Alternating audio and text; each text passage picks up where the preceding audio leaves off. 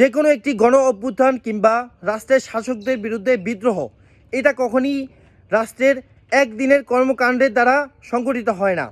যখন রাষ্ট্র তার নিজস্ব নাগরিকদের উপর অত্যাচার নিপীড়ন করে থাকে, তখন রাষ্ট্রের যারা জনগণ রয়েছে, সাধারণ যারা মানুষ রয়েছে, তাদের দেয়ালের সাথে পিঠ থেকে যায়।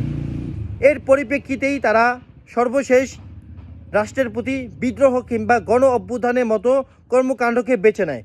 যেমন আমরা সম্প্রতি দেখতে পেরেছি, বাংলাদেশে একটি গণ অভ্যুত্থান হয়েছে এবং সিরিয়াতে একটি বিদ্রোহ হয়েছে। এই বিদ্রোহের পিছনে একদিনের ক্ষোভ নয়, অনেক অনেক বছর ধরে মানুষের মাঝে যেই ক্ষোভ ছিল, সেই ক্ষোভগুলো উৎকীর্ণ হয়েছে। যেমন বাংলাদেশের প্রেক্ষাপট যদি আমরা বিবেচনা করি, তাহলে দেখতে পাবো বাংলাদেশে 2013 সালে শাপলা চত্বরে যেভাবে আলেম ওলামার প্রতি নৃশংসভাবে গণহত্যা চালানো হয়েছে এবং পরবর্তীতে আমরা দেখতে পেরেছি